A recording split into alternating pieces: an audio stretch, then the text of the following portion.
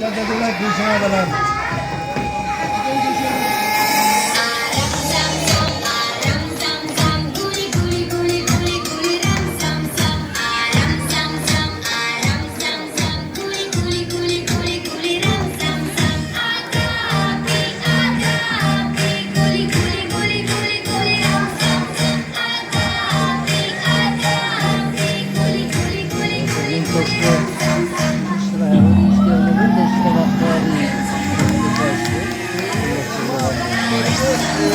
Ayırgan bolsa kopida ayranmay sen.